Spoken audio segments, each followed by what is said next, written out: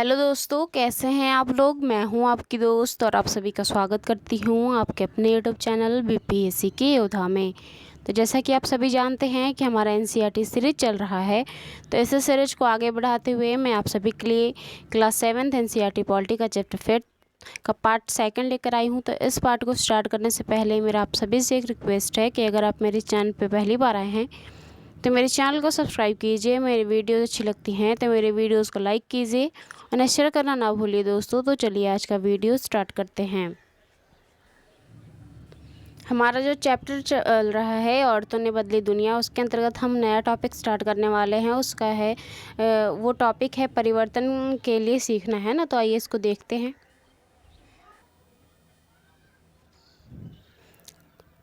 School जाना आपके लिए जीवन का बहुत महत्वपूर्ण हिस्सा है।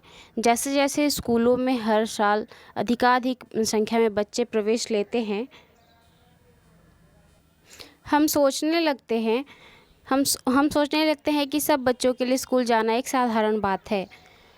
आज हमारे लिए यह कल्पना करना भी कठिन है कि कुछ बच्चों के लिए स्कूल जाना और पढ़ना बहुत उसके पहुंच के बाहर की बात है या अनुचित बात भी मानी जा सकती है ना। ये कह रहे हैं कि अभी जो हम वर्तमान समय चल रहा है हमारा, उसमें अगर पढ़ना लिखना, अगर कोई बच्चा स्कूल जाता है तो ये हमारे लिए साधारण है कि सभी बच्चे स्कूल जाते हैं, पढ़ते हैं। लेकिन अगर हमें पता चले कि स्कूल जाना पढ़ना कितना कठिन था, उसके लिए जो है ये जो है अनुचित माना जाता था हमारे समाज में, तो आपको सुनकर कैसा लगेगा, है ना। परंतु अतीत में लिखने और पढ़ना कुछ लोग ही जानते थे। अधिकांश बच्चे वही काम सीखते थे जो उनके परिवार में होता था या उनके बुजुर्ग करते थे, जैसे हस्तकारी, शिल्पकारी, ये सब, है ना। लड़कियों की स्थिति और भी ख़राब थी। समाज में जहाँ लड़कों को पढ़ाना लिखाना सिखाया जाता था, वहीं लड़कियों को अक्षर तक सीखने की अनुमति नहीं थी। यहाँ पे बताया जा रहा है कि पुरातन काल में जब लड़के जो है पढ़ना लिखना सीखते थे, उस टाइम पे लड़कियों को ये भी परमिशन नहीं थी कि वो एक अक्षर जो है सीख सके, है ना। यहाँ तक कि उन परिवारों में भी जहाँ कुम्भकारी, बुनकारी जैसे वस्त्र बुनना, हस्तकला सिखाई जाती थी, यह साधारण थी कि लड़कियों और औरतों को काम केवल सहायता करने तक ही सीमित रखा जाता था। अगर उन्हें कुछ ऐसा काम भी सिखाया जाता तो बस से कि वो मतलब इसमें सहायता करेंगी, इसलिए, है ना। उदाहरण के लिए कुम्हार के व्यवसाय में स्त्रियां मिट्टी एकत्र करती थीं और बर्तन बनाने के लिए उसे तैयार करती थीं। चूँकि वे चाक नहीं चलाती थी, इसलिए उन्हें कुम्हार नहीं माना जाता था। तो अगर हम कुम्हार की बात करें तो उनकी जो स्त्रियां होती थी वो मिट्टी इकट्ठा करती थी ताकि चाक पे चढ़ाया जाए, लेकिन वो चाक नहीं चलाती थी, इसलिए भी जो है उन्हें कुम्हार नहीं माना जाता था, है ना।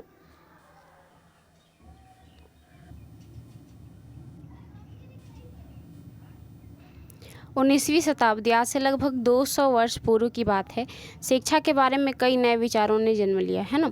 विद्यालय अधिक प्रचलन में आ गए और वे समाज जिन्होंने स्वयं कभी पढ़ना लिखना नहीं सीखा था, अपने बच्चों को स्कूल भेजने लगे थे। तब भी लड़कियों की शिक्षा को लेकर बहुत विरोध हुआ था, क्योंकि मानते थे कि लड़कियों को शिक्षा नहीं देनी चाहिए, है ना। लड़कियां जो है घर का कार्य करने के लिए बनी हैं, वो बस घर को संभाल सकती हैं, ऐसा माना जाता था। इसके बावजूद बहुत से स्त्रियों और पुरुषों ने बालिकाओं के लिए स्कूल खोलने के लिए प्रयत्न किया। स्त्रियों ने पढ़ने लिखने में जो है सीखना चाहती थी, वो पढ़ना चाहती थी, इसलिए उन्होंने इस क्षेत्र में जो है संघर्ष किया।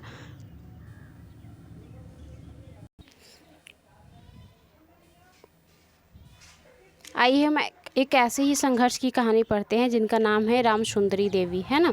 इनके बारे में पढ़ते हैं।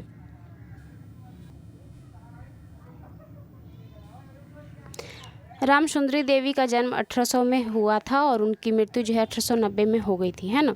जो 100 वर्ष पूर्व जो है उनका जन्म पश्चिम बंगाल में हुआ था।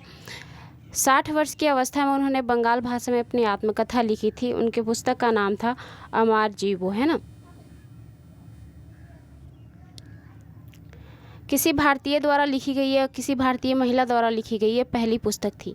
रामसुंदरी देवी एक धनवान जमींदार परिवार की गृहिणी थी, उनकी बहू थी, है ना। उस समय लोगों का विश्वास था कि यदि लड़की लिखती पढ़ती है तो वो अपने पति के लिए दुर्भाग्य लाती है और उसका जो है वो जो विधवा हो जाती है, उसका पति जो है मर जाता है। ऐसा माना जाता था कि जो स्त्री जो है लिखती पढ़ती है, वो उसका जो है असर उसके पति पे पड़ता है, उसकी पति की मृत्यु हो जाती है और वो विधवा हो जाती है। ऐसी जो है कुकृतियाँ विख्यात थी, है ना। इसके बावजूद उन्होंने अपनी शादी के बहुत समय बाद स्वयं जो है छुप छुपा कर लिखना पढ़ना जो है स्टार्ट कर दिया। कौन? रामसुंदरी देवी।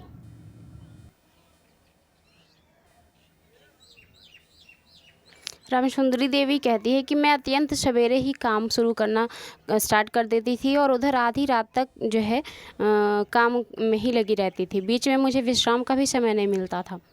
उस समय मैं केवल 14 वर्ष की थी। मेरे मन में एक अभिलाषा पनपने लगी कि मैं पढ़ना सीखूंगी और एक धार्मिक पांडुलिपि पढ़ूंगी, है ना। उस टाइम जो है कागज़ की कमी हुआ करती थी, तो पांडुलिपियों पर कुछ भी जो है लेख लिखा जाता था, है ना। मैं अभागी थी। उन दिनों स्त्रियों को नहीं पढ़ाया जाता था। बाद में मैं स्वयं ही अपने विचारों का विरोध करने लगी और मैं सोचने लगी कि मुझे क्या हो गया है, मैं जो है स्त्री हूँ और मैं कैसे पढ़ सकती हूँ, है ना। जब कोई स्त्री नहीं पढ़ सकती है तो मैं कैसे पढ़ सकती हूँ। हालांकि पहले वो ये चाहती थी कि मैं पढ़ूंगी, लेकिन फिर उन्होंने अपने विचारों का ही जो है विरोध करना प्रारंभ कर दिया कि मैं कैसे पढ़ सकती थी। एक दिन उन्होंने जो है स्वप्न देखा कि मैं चैतन्य भागवत पढ़ रही हूँ। एक संत थे, उनकी जीवनी थी चैतन्य भागवत, चैतन्य महाप्रभु की। तो इन्होंने स्वप्न देखा कि मैं वह चैतन्य भागवत पढ़ रही हूँ, है ना। बाद में दिन के समय जब मैं रसोई में बैठी हुई भोजन बना रही थी, तो मैंने अपने पति को बड़े बेटे से कहते हुए सुना कि विपिन, मैं अभी चैतन्य भागवत यहाँ मैंने छोड़ी है। जब मैं इसे मंगाऊँ तो इसे अंदर ले आना, है ना। वे पुस्तक वहीं छोड़कर चले गए। जब पुस्तक अंदर रखी गई, मैंने चुपके से उसके एक पन्ने को निकाल लिया और सावधानी से उसे छुपा दिया। उसे छुपाना भी एक बड़ा काम था, क्योंकि किसी को भी वह मेरे हाथ में नहीं दिखना चाहिए था। अब इस जो है रामसुंदरी देवी ने क्या किया कि जो चैतन्य बुक जो पड़ी थी वहाँ पे, उसका एक पन्ना निकाल लिया और छुपा लिया, है ना। फिर उसको जो है बाद में क्या करती थी कि इनका एक बेटा था, वो पढ़ता था, वो अक्षरों का ज्ञान जो है ले रहा था। तो उस टाइम जो है उसका भी एक जो है ताड़ का पत्ता निकाल लेती है और उससे अक्षरों का मिलान कर करके ये देखती हैं कि जो है कौन से अक्षर किससे मिल रहे हैं और कौन से शब्द बन रहे हैं इससे, है ना। आगे ये बोल रही है कि मेरा सबसे बड़ा बेटा उस समय जो है ताड़ के पत्तों पर जो है लिखकर अक्षर बनाने का अभ्यास कर रहा था। उसमें से भी मैंने एक छिपा लिया और मौका मिलता था तो मैं जाती थी और उस पन्ने के अक्षरों का मिलान अपने याद किए गए अक्षरों से करती थी। मैंने उन शब्दों का भी मिलान करने की कोशिश की जो मैंने दिन भर में मैं सुनती रहती थी। अधिक जतन और कोशिश में करने के बाद एक लंबे समय के बाद मैं पढ़ना सीख गई। तो ये इन्होंने अपने पढ़ने की इस लालसा को पूरा करने के लिए इतनी मेहनत करी, है ना। छुप कर जो है पढ़ा करती थी। पन्ने जो है बुक के पन्ने भी निकाल लिए, चूँकि इन परमिशन नहीं था इनके घर में जो है स्त्रियों को पढ़ने की, फिर भी इन्होंने जो है कोशिश की तो पढ़ना भी सीख गई, है ना।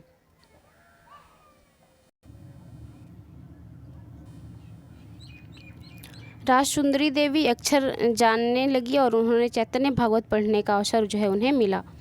स्वयं अपने लेखन में उन्होंने संसार को उस समय के स्त्रियों के जीवन के बारे में जानने का एक अवसर दिया। राजसुंदरी देवी ने अपने दैनिक जीवन के अनुभवों को विस्तार से लिखा। ऐसे भी दिन आते थे जब उन्हें दिन भर में एक क्षण का विश्राम भी नहीं मिलता था। उन्हें इतना भी टाइम नहीं मिलता था कि वो बैठकर ज़रा कुछ खा लें, है ना। तो ये थी राजसुंदरी देवी की कहानी, जो उन्होंने अपने पढ़ने लिखने के संघर्ष में किस तरीके से उन्होंने जो है पढ़ना सीखा, है ना।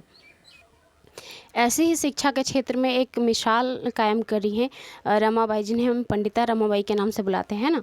इन्होंने भी अपनी जो है शिक्षा लेने की इच्छा को इस प्रकार से जाहिर किया कि इन्होंने भी जो है संस्कृत के क्षेत्र में बहुत बड़ी अर्जी जो है हासिल की।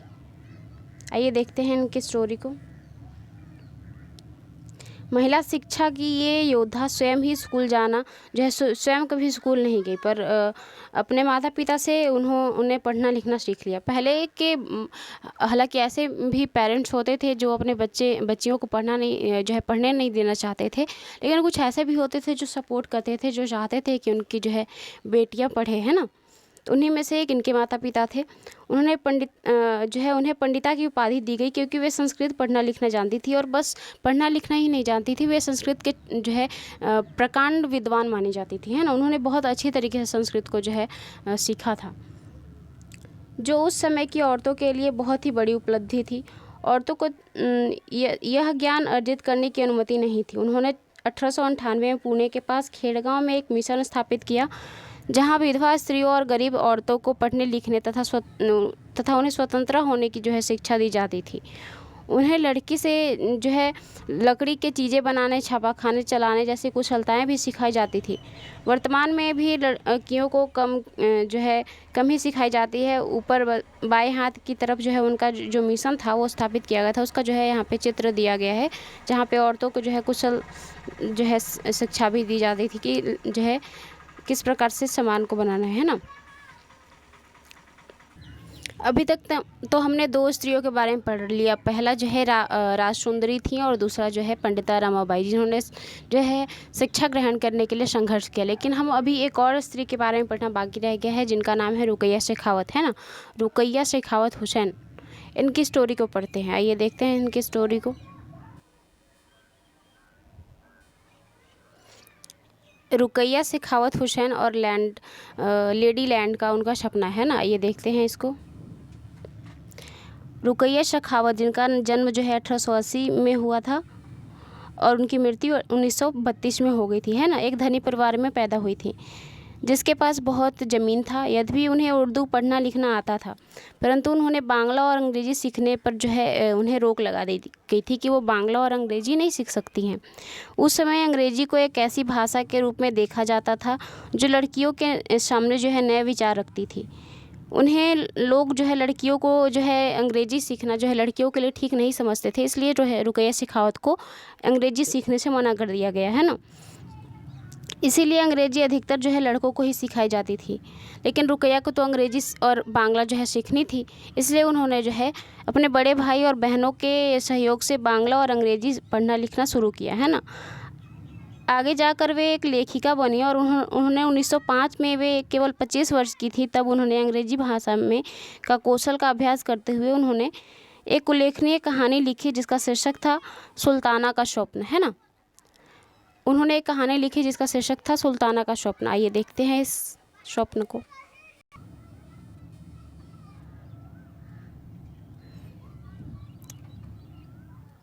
जो सुल्ताना का स्वप्न उन्होंने लिखा था उसमें है कि कहानी में सुल्ताना नाम की एक जो है एक स्त्री थी, जिन्होंने जो है कल्पना करी, है ना, कि वो लेडी लैंड नामक स्थान पर पहुंची है, जहां जो है लेडी लैंड एक ऐसा स्थान है जहां स्त्री को पढ़ना और काम करने और आविष्कार करने की पूरी स्वतंत्रता थी, है ना।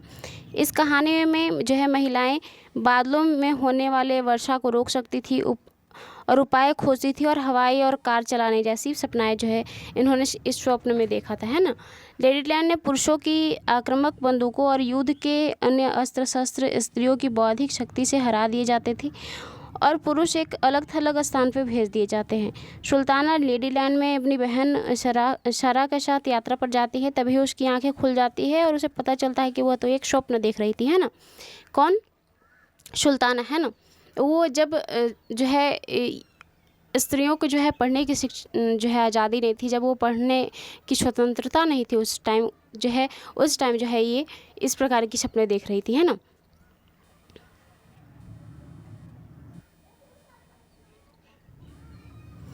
जैसा कि आपने देखा, रुकैया शेखावत हुसैन उस समय जो है जिस समय जो है स्त्रियों के हवाई जहाज और कार उड़ाने का स्वप्न देख रही थी, जब लड़कियों को स्कूल तक जाने की अनुमति नहीं थी, है ना। इस तरह से शिक्षा ने रुकैया का जीवन बदल दिया। रुकैया केवल स्वयं शिक्षित होकर संतुष्ट नहीं थी, उनकी शिक्षा ने उन्हें स्वप्न देखने और जो है लिखने की शक्ति दी, वरन उसने भी अधिक करने की शक्ति दी। 1910 में उन्होंने कोलकाता में लड़कियों के लिए एक स्कूल खोला, जो आज भी जो है वहाँ पे कार्य हो रहा है ना। तो ये थी रुकैया शेखावत की स्टोरी। राजसुंदरी देवी और रुकैया हुसैन, जिन्हें पढ़ने लिखने की अनुमति जो है नहीं मिलती थी, कि स्थिति के विपरीत वर्तमान समय में भारत में बड़ी संख्या में लड़कियां स्कूल जा रही हैं, है ना। इसके बावजूद भी बहुत सी लड़कियां गरीब जो है शिक्षण की सुविधाओं के अभाव और भेदभाव के कारण स्कूल छोड़ देती हैं। जो है आप देखेंगे कि 10th के बाद जो है अधिकतर लड़कियां जो है आगे का पढ़ाई नहीं करती हैं।